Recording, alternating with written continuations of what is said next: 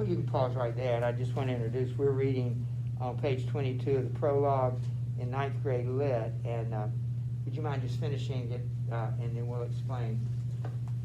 Each single word, if he remembers it, however rudely spoken or unfit, or else the tale he tells will be untrue, the things pretended and the phrases new.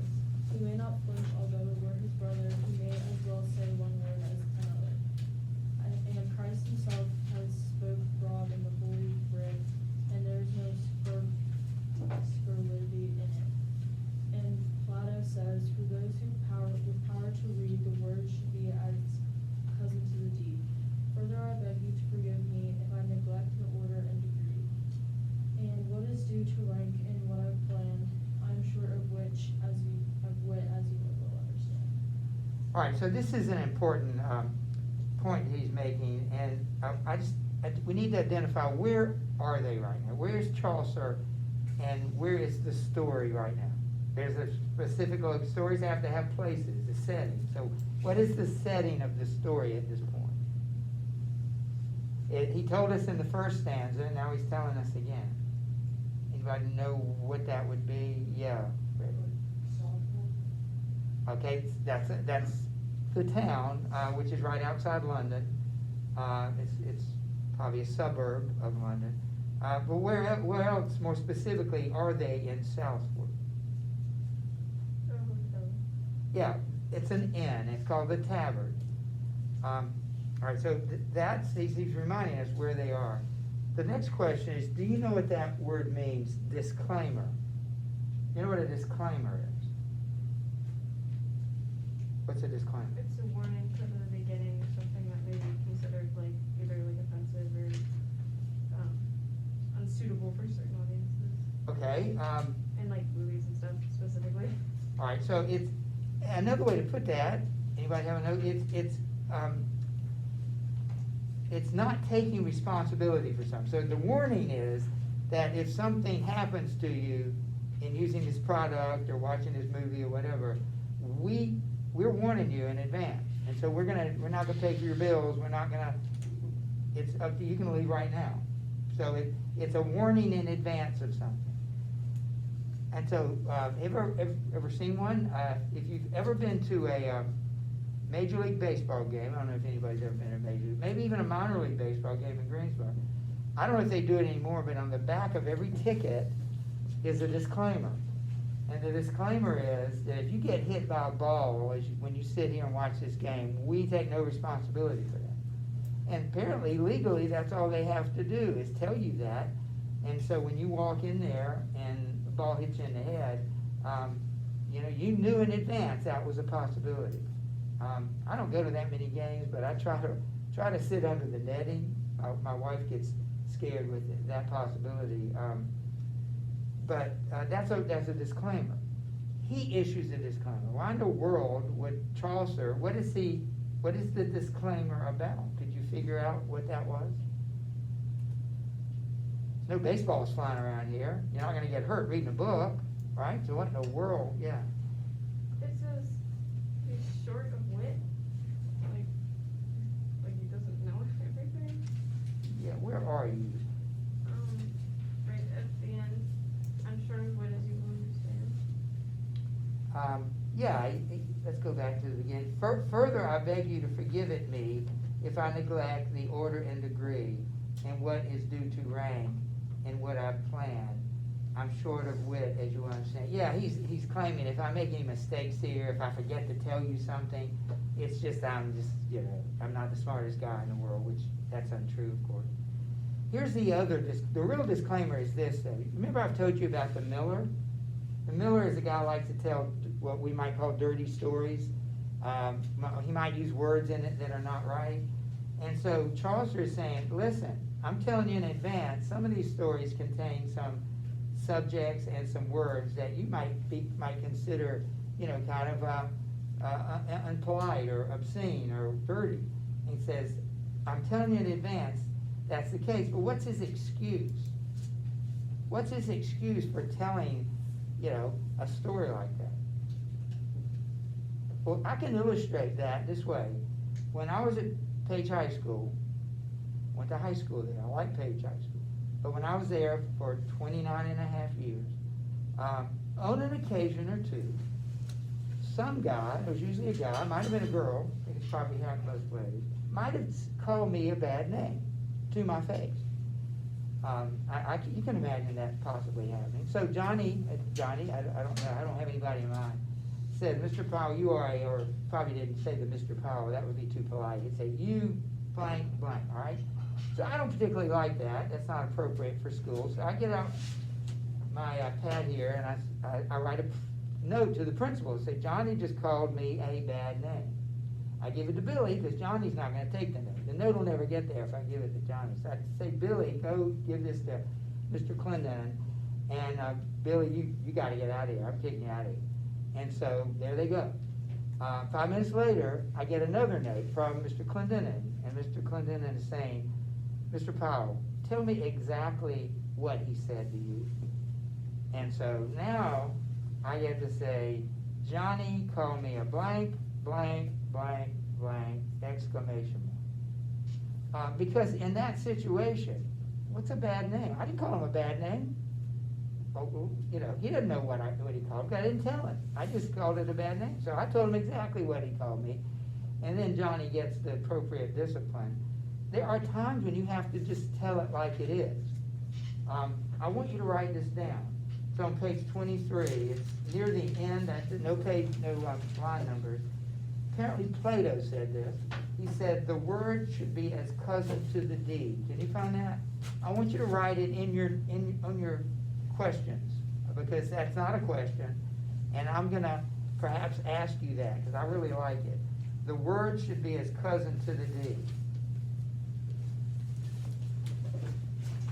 And maybe somebody could help us explain what that means. It's along these lines of what I'm describing here. Yeah. To explain it effectively, you have to use words that mirror it well. Yes. Yes. What is it? Where is it? It's on the right-hand side of the page. The word is cousin, should be cousin to the deed, near the top. I can't be more specific than that because there are no numbers.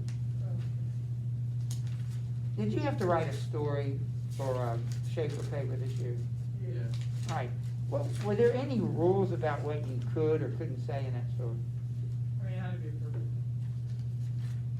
But were there any specific rules? Like, what if you were writing that story that I just described of Mr. Powell in the classroom and Johnny comes up to him? Would it be appropriate or not appropriate to write down in your story for the Schaefer paper for Ms. Maples, to write down, Johnny spoke to Mr. Powell and said, you blank, and you write it down all, they're not long words, they're usually 4-letter words. Would that be appropriate or not? I don't either. Because you have to make that decision in the context of where you are. Now, if you were writing it in a public class, public school, or if you were writing it for publication, that's a different story. You know, you might want to use those words.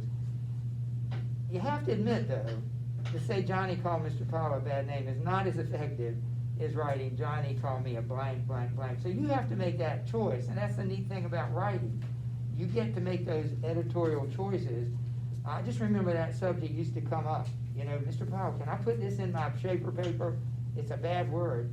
And, you know, you kind of wonder, well, how bad is it? You know, can you use the H word, you know, or the D word? Those words are, you know, more common, and they seem to be less harsh than some of the other letter words that we know.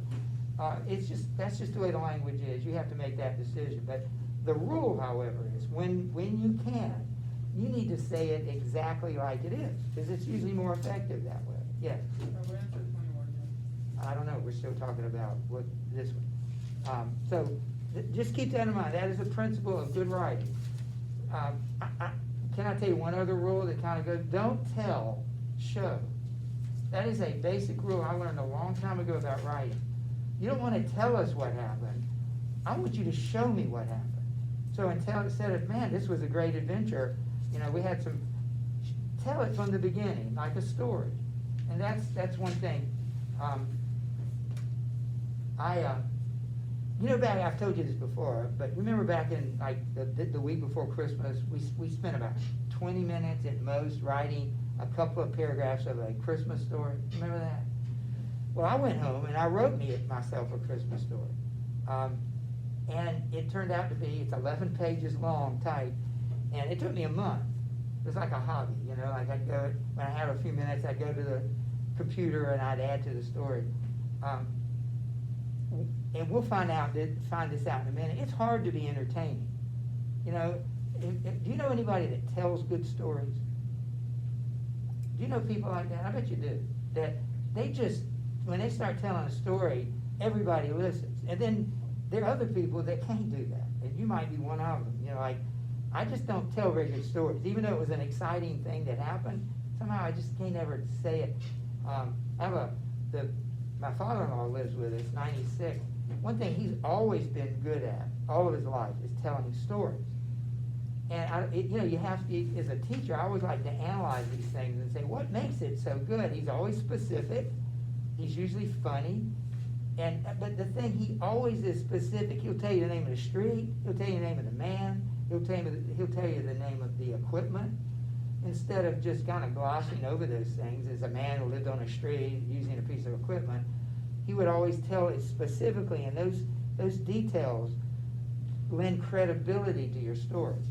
And so I think that's part of what we're getting at here. The more specific you can be, the better, given the audience, like the profanity. All right, so keep that in mind. Let's keep going. We're going to go to the host. We haven't met him yet. Would you read about the host? And you can read all of it or some of it. Okay. This is the first time we've met the host. Our host gave us great welcome. Everyone was given a place and supper as began. He served us the finest victuals you could think. The wine was strong, we were glad to drink. A very striking man was our host withal, and fit to be a marshal in a hall. His eyes were bright, his girth a little wide. There is no finer Burgess in Cheapside. Bold in his speech, yet wise and full of tact. What's more is he was a merry-hearted man. After our meal, he jokingly began to talk of sport, and among other things, after we settled upon our reckonings, he said as followed: "Truly, gentlemen, you're very welcome, and I can't think when upon my word I'm telling you no lie, I've seen a gathering here that looks so spry. No, not this year, as in this tavern now. I think you up some fun if I knew how. And as it happens, although a thought has just occurred, to please you, costing nothing on my word. You're off to Canterbury. Well, Godspeed. Bless St. Thomas, answer your need. And I don't doubt before the journey's done, you mean to while the time in tales of fun. Indeed, there's a little pleasure for your bones, riding along all as dumb as stones. So let me then propose for your enjoyment, just as I said, a suitable employment. And if my notion suits and you agree, I promise to submit yourselves to me, playing your parts exactly as I say. Tomorrow as you ride along the way, then by my father's soul, as he is dead, if you don't like it, you can have my head. Hold up your hands, and not another word. Well, our opinion was not long deferred. It seemed worth a serious debate. We all agreed to it at any rate." All right. Thank you. So I think this guy is the perfect host. He gave us a description on page 23 of him. What makes him the perfect choice? And remember, he is the owner of the tavern. He's not a pilgrim. So they just asked him to come sort of protect them and take care of them. What was it about him that made him good for that? He was a very, striking man. What does that mean? He was very, I guess, polite, and he, had the looks, just everyone could. What were his looks? Santa Claus. Wait, I didn't notice that, but where did you see that? There's something about his looks that does make a difference. What are his looks? It says that a very striking man, that's what you said, our host withal and fit to be a marshal in the hall. His eyes were bright, his girth a little wide. What does that mean? He's a big guy. Why would you want a big guy to be the host of these 30 odd pilgrims, yeah. He's rich. Is that what? Yeah, but, yeah, he is, but how does that make him a good host? He's a big guy. I'll tell you one more, page story. It was always the case, every principal they hired was over 6 feet tall. The main principal was over 6 feet tall. The two other principals, the assistants were over 6. I came to the conclusion, unless you're a woman, and one of these was a woman, because when they were hiring women as principals, they're not 6 feet tall typically. But the men are usually 6 feet tall, and you know why? And we can't imagine that here, but it gives you some credibility in a public school if you're big enough to handle yourself. You think, what do you mean handle yourself? I mean, we can't even imagine that here, and I'm talking about 15, 20 years ago. That's the last time I was in a public school. But you know, if you can kind of stand, I mean, you're still in high school, so not everybody's even close to 6 feet tall. But if you're that tall, it gives you some credibility, it gives you some stature, and if you ever have to break up a fight, man, you can do that. At Grimsley one time, there was a principal, and she was so small, she would have gotten killed. So she sent in the head football coach to do it. And I remember him saying, listen, you're getting paid the big bucks. I'm just the head football coach and a teacher, and yet I have to go in and break this fight up. Of course, you know, it just makes sense. She couldn't do it. But they would hire guys and women, typically if they could, that could physically handle themselves. I think that's one reason it makes a good host. Remember, you got the partner, you got the miller, you got the friar, you got some of these people that are kind of unsavory characters. What if they get in a fight? What if they harass one of the pilgrims? The guy's big enough to handle that. But what else is he? I mean, you could just get a football player for that. I mean, you need more than that, yeah. He had a good heart, like a man heart. Yeah, yes. Also says there is no manly attribute he lacked. So you put those two things together, what Freddie said, he had a great personality.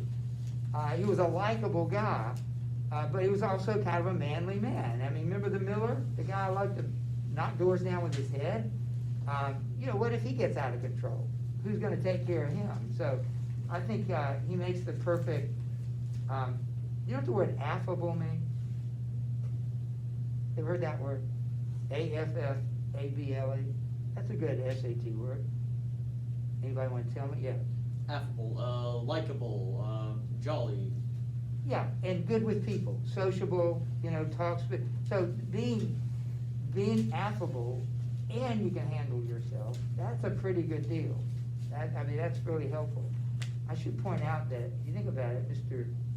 Schilling he's pretty tall. Miss Plasman's pretty tall. We don't have any fights around here that they're breaking up, but I just realized that they fit that description I was telling you. Okay, we also learned that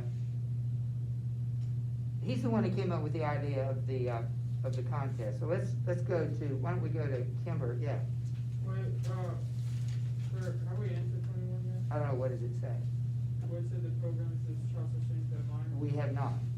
So we will come back to it. So Kimber's going to read about the contest, which you already know about, because I told you, but While our opinion was not long deferred, it seemed not worth a serious debate.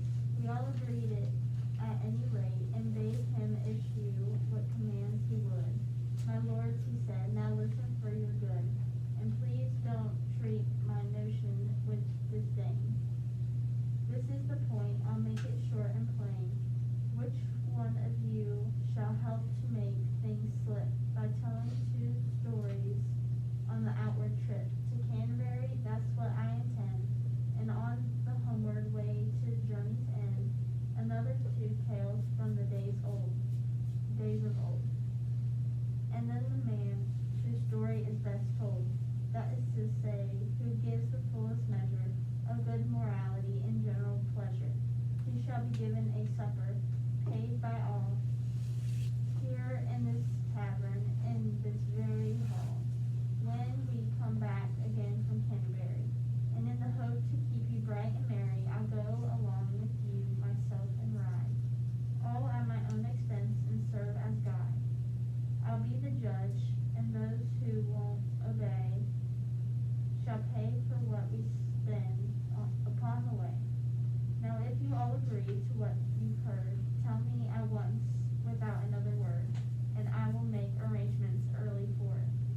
so someone wanna remind us the contest, how about Matthew? Can you remember the details of the contest that he proposes? Oh, I didn't even remember. All right, she just read it, that's the reason I asked. Tim, you got it?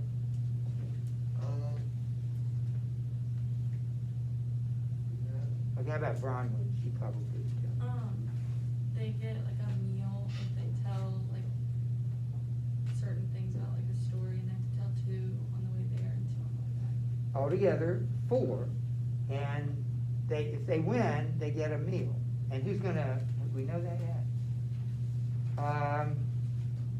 Who's gonna be the judge of this story? We do know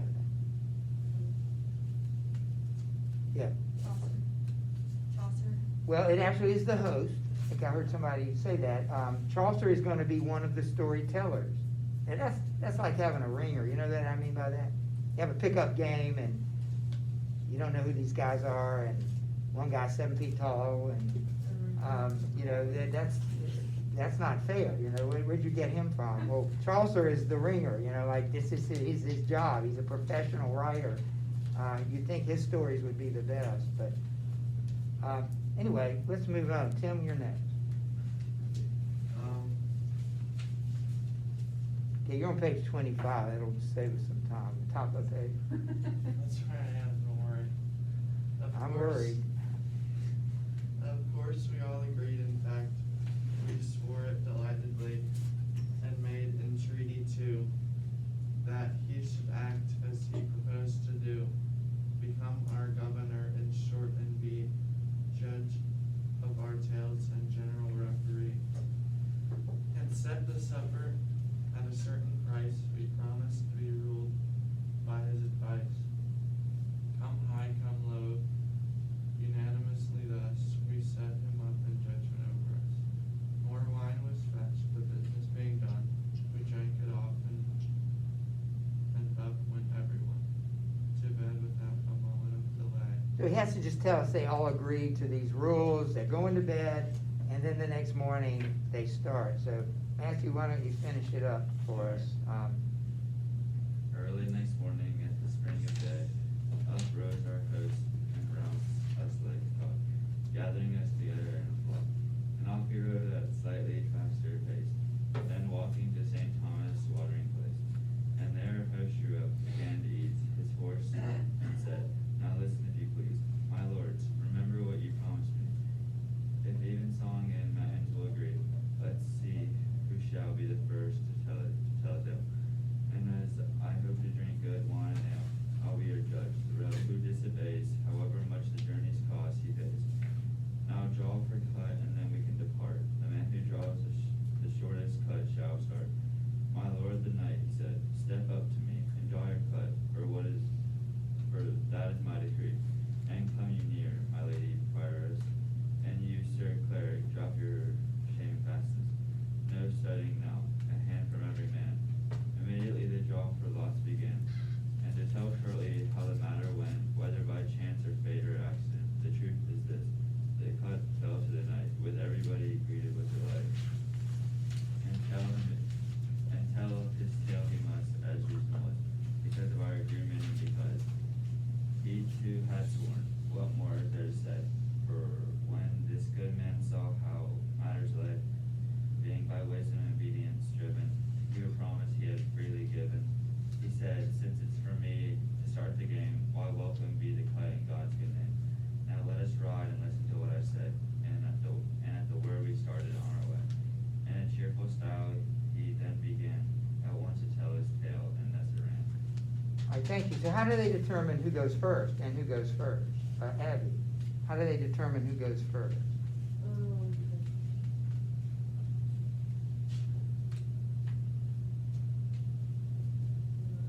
How would you determine who would win, who would go first? I mean, in a situation around several people, Abby, if you're around several people, you go first. No, you go. How do you determine who goes How first? do you rock, paper, scissors, shoot? All right, it's the same thing. They don't do that. What do they do? What do they do? I mean, like, draw like a thing, and whoever gets the shortest one has to go first. All right, what were you gonna say, Joe? So I don't know what it, we used to do straws, draw Could be straws, like Or a chicken sword. bed. A chicken, yeah. take a bat. That's what we used to do. Used to, I mean, usually you're in the, playing baseball when that, but who goes, you know, who's up first, whatever, you know, the guy who didn't grab the end of the bat. All those are the same thing, it's a matter of chance. I just thought it was interesting that they draw a lot. And who is the first person to go? Dave, who's the first person? The knight. Who was the first person that was introduced? Oh. Who was the first person to draw the lot? I mean, it's really irrelevant, all those things, but it certainly, he says either by chance or by design. He actually talks about in one of the tales, actually in the Nun's Priest tale, he talks about chance versus, what's the opposite of chance? Fate, I guess. So anyway, we are at the end. Now let's look at those last three. Tell me, can somebody tell me, Zoe, would you help? Who were some of the best characters and people that you admire, that it seems that Chaucer admires because of the way he describes them? Who would be in that list, in your opinion? Can you just give me one? Just a character who seems to be somebody that everybody admired. You might admire them too. The who? Yeah, exactly. What was admirable about the plowman?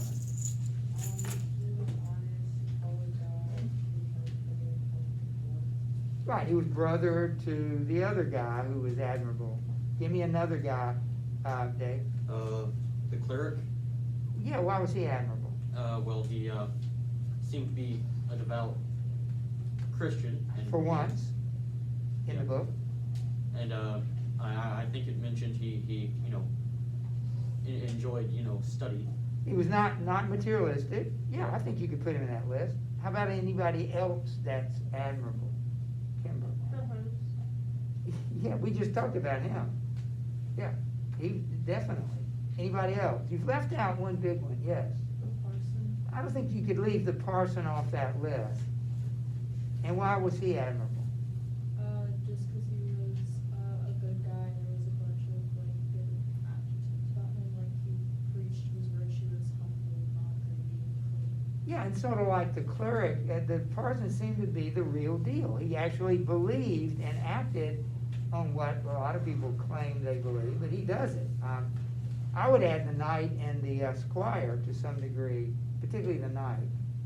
Well, who would be on that list, Tim, of the not so admirable characters? The miller. Yeah, what was or not admirable about him? He tells like mad stories. Right, he's a brawler, doesn't have a lot of sense. Freddie, give me another one. Well, who wouldn't be one more? Who? Like, who would be that? Who would be some of the not admirable characters? Well, while you're thinking, Dave. The prioress, certainly. And the monk, because they gotta go, what was not admirable about those two? Well, they were certainly more worldly than their vocation, you might say. Yeah. Yeah, they weren't the real deal, yes. The nuns. Yes, and what was it about her that wasn't so admirable? She was also like really. And you may be talking about the same person, the prioress and the nun, because one of the nuns was a prioress, which was a high rank, but you're right, they were worldly, they didn't do their job very well if they're nuns. The miller, and can you think of, yes? Yeah, the summoner, the partner, and the friar all seem to be alike. What was so bad about them, Abby? We tried to blackmail people. I mean, he's a criminal. You can't do that. That's probably against the law. I don't know if there's a law in the book, but you can't extort money from people or blackmail money. That's a crime. Yeah. The sailor wasn't really the greatest either, was he? The skipper. Yeah. He mentioned he doesn't really follow the normal morality of a sailor, of a skipper. He takes no prisoners. Don't have any room for them. That's a good list, and we'll add to it. I mean, there's other things we can say. I wanted to introduce the next story and actually maybe read a couple of pages, and it's page 214. You can turn there. I need to give you questions, but we're not finished. There was one more question. What was the last question? Freddie, what was that last question? What seems to be Sauce's opinion for many of the children who have offices in the church or Well, yeah, what seemed to be his opinion of the church? When you think of the prioress, you think of the monk, you think of the friar, you think of the sumner, the partner, yeah. That the church wasn't really that, it was more like a worldly church and it wasn't really involved around just God. And it was corrupt. If you have people conning other people, blackmailing other people, then there's something corrupt about it. And at the very least, it's worldly. You've got people like the monk and the nun, they're not doing their job. You know, we're gonna talk about this later when we read Dante. I'll just throw it out there. In hell, are there gonna be some people punished worse than other people, or does everybody get punished the same way? I think everyone gets the same way. All right? But she said everybody be punished the same way. Well, I know according to what I know of the Inferno, there are definitely varying levels of punishment. Right, now, and that's not scripture. Yeah, but- not but scriptural, but it's in the book. And it is a position that, yeah, that's a very good answer, because they're 9 circles of hell, 24 separate sins are punished. And so there's a distinction between punishment, at least. They may be all the same intensity, but they're all like different. Anyway, I just wonder, in your opinion, who's worse? The partner who sells pardons, which is the one who kind of the immoral one, that was the friar. Are those worse, or is the monk and the nun the worst? The ones who are just worldly. They don't con people, and they're not, dealing with prostitutes and that sort of thing. Were you gonna? I just think the friar's a creep, I really don't like him. Right, so is being a creep or being a hypocrite worse? And see, I'm asking you to make a judgment between which of those sins is worse, and some of you may think they might all be the same, but in your opinion, who's worse? The creep on the street or the hypocrite in the church? Yeah. I don't know, I think I would say the hypocrite in the church, because like, I feel like God disappoint. I know God just be the sin of the sin, but like, that's like sinning in God's building. So you're saying there's a distinction in sins. I mean, Jesus spent his whole time around sinners, since every human being is a sinner. But he seemed to spend more time around the sinners, and that's what the Pharisees called them. Who were the people he had the worst things to say about? Yeah, the what? The Pharisees. Yeah, the people that knew better. The sinner might not know better. The creep might not know better. This is his argument, maybe. But the pastor in the church who's not preaching the right thing, who might even be a hypocrite, it's just an argument we'll get back to, because Scripture does speak about that, and I hope you're looking forward to the book. So I just want to introduce this story. We'll read just a page maybe, with these 2 words, animal fable and mock heroic. So I want you to define those. I think the first question I might even ask you, or second question, is that very one. Is it? It's number 14.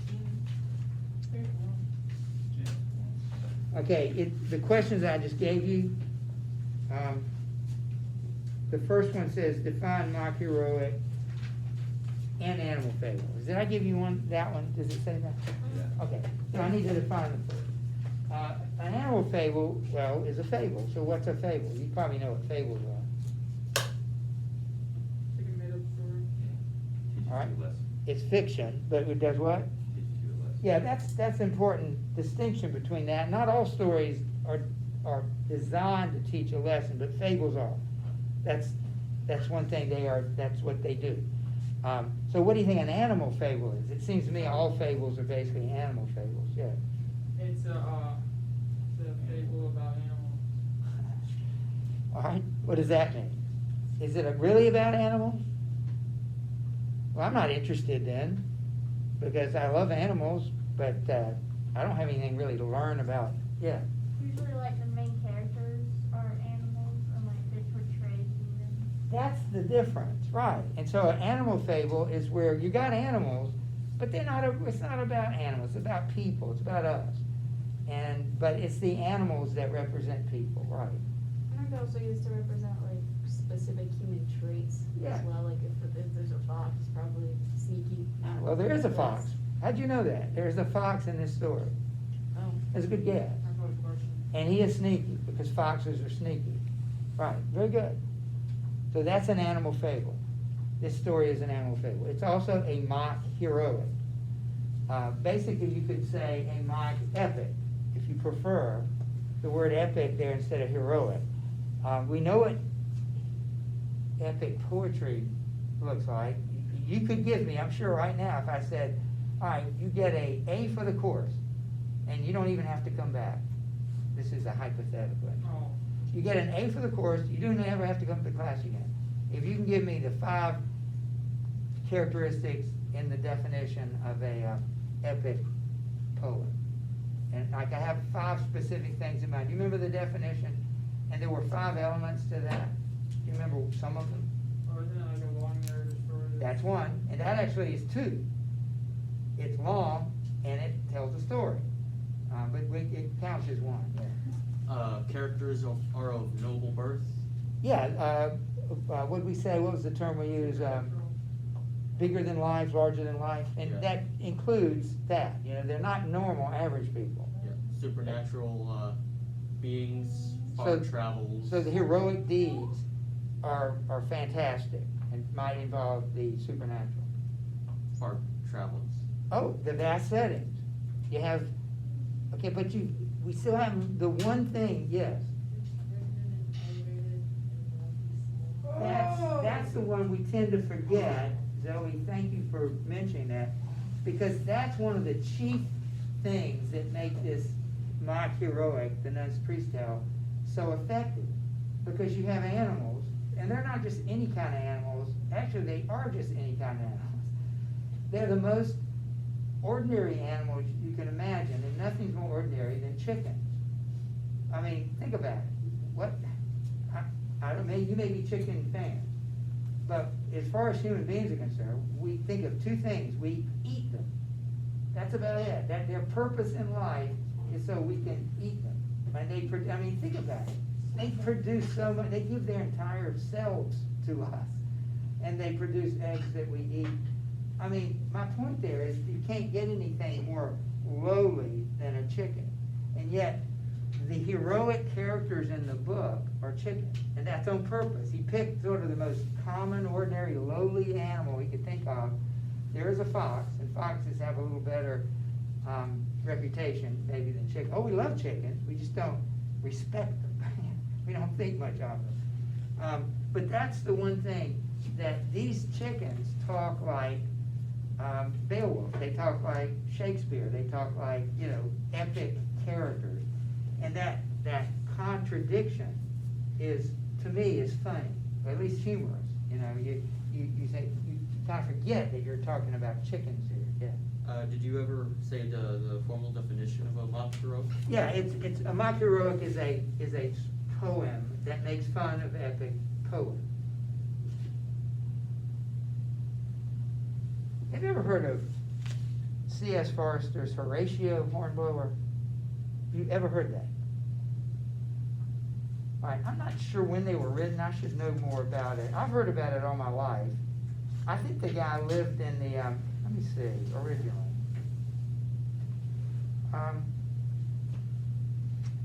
still can't answer that. 1938.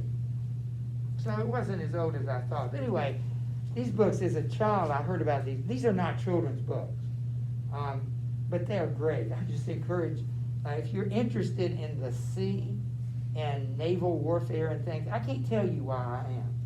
Like all my life, if we were given an opportunity in school when I was in middle school, I picked 2 years before the mass.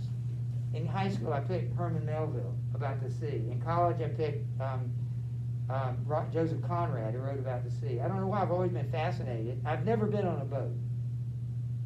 I've been on a lake. I guess I've been in a river, maybe, on a canoe or something, but I've never been on the sea on a boat. And yet, I've read dozens of books about particularly naval warfare. This is my commercial for reading. If you're interested in that kind of thing, the Horatio, there are 11 books, and they're pretty short, and I think they're pretty easy to read. This is 280, and I've read this in 2 weeks. I could have read it quicker. I'm a busy guy. When do I have time to read? But somehow I managed to find time to read this. And the reason I'm even bringing it up because I thought this was funny. The main character, Horatio Hornblower, just escaped from a French prison. He captured a French naval vessel, and they're having to do a court-martial of him because any captain of a ship who surrendered his ship in the face of an enemy has to be court-martialed, which is a trial. It's like impeachment. Impeachment is a charge, not a sentence or a conviction, like the president's being impeached again. But it's not a conviction. You have to have a trial. So same thing with court-martialing. You have to have a trial. And I can't read the Latin because I don't know it, but one of the characters talks about Horatio Hornblower's story he's going to have to tell in front of this court-martial. And he says, Hornblower, he makes this statement, and he says, Hornblower's report naturally began with the Battle of Rosas. And the guy speaks and says, you begin in Medea's Ray, sir, as every good epic should. Remember in Medea's Ray? All the epics we talked about start. I just thought it was interesting that you knew that. You knew that story started in Medea's Ray. So if you will turn, and I think I'll just read the first paragraph. It's page 214, just to give you a taste of what's to come. 214. And we answered the first question already. We hadn't even read anything yet. Once long ago. Now remember, I should back up. I am going to back up. Turn to page 113. This is even better. So I won't spoil tomorrow when we actually start reading. Turn to page. The knight just told this long story. It's over 60 pages long. And this is what Chaucer does. But he died, he couldn't finish it. But between stories, he would put transitions. Because remember, where are the people, where are the pilgrims right now? What are they doing right now? They're going to Canterbury. So they're on horseback, and they're going to Canterbury, and one has been chosen to tell a story. So as they ride along, the pilgrims tell these stories. And after the story is over on page 213, "Ho, my good sir, no more," exclaimed the knight. "What you have said so far, no doubt, is right, and more than right, but still a little grief will do for most of us. For most of us in my belief. As for myself, I take great displeasure in tales of those who once knew wealth and leisure, and then are felled by some unlucky hit. But it's a joy to hear the opposite. For instance, tales of men of low estate who climb aloft and growing fortunate remain secure in their prosperity. That is a delight, as it seems to me, and is proper sort of tale to tale." That's the knight. He just told this story. He's commenting on the story he just told. "That's certain by St. Paul, and by its bell a host joined in. This monk, he talks too loud, all about fortune covered with a cloud. I don't know what. As for tragedy, you heard just now, what has to be must be. It does no good to grumble and complain. What's done is done. Moreover, it's a pain, as you have said, to hear about disaster. Let's have no more of it. God bless you, master. It's an offense. You're boring us, that's why. Just such talk as that's not worth a butterfly. Gives no enjoyment. Doesn't help the game. In short, Sir Monk, Sir Peter, what's your name? I hardly beg you, talk of something else." So you see this dialogue between the host and the people talking, and then they turn to the priest who's riding beside the nun. So I just wanted to show you how these transitions work. Let me just read you the first paragraph. We'll come back to it tomorrow. This is the nun priest now telling the people. He says, once long ago, there dwelt a poor widow in a small cottage by a little meadow, beside a grove and standing in a dale. This widow woman, of whom I tell my tale, since the sad day when she last was a wife, had led a very patient and simple life. Little she had in capital or rent, but still, by making do with what God sent, she kept herself and her 2 daughters going. 3 hefty sows, no more, were all her showing. 3 cows as well, 3 cows and 3 sows, or pigs. There was a sheep called Molly. And then it says, sooty her hall, her kitchen melancholy. Remember what melancholy was on the board for a long time? Sad. And there she ate full many a slender meal. There was no sauce picante to spice her veal. No dainty mortal ever passed her throat. According to her cloth, she cut her coat. Repletion never left her in disquiet, and all her physic was a temperate diet. Hard work for exercise and heart's content. A rich man's gout did nothing to prevent her dancing. Apoplexy struck her not. She drank no wine, nor white, nor red had got. Her board was mostly served with white and black, milk and brown bread, in which she found no lack. Broiled bacon or an egg or 2 were common. She, in fact, was a sort of dairy woman. And so you're introduced to this old woman who lives with a daughter, I believe, in a small farm. And so the entire epic, what did we say about, Dave said it, where do epic poems take place? Right. Well, this epic story takes place in the barnyard. That's the only place it takes place. So you see, even there, he's mocking the idea of a vast setting by having it within a fenced backyard. So we will start this tomorrow. It won't take us long. I think you'll enjoy it.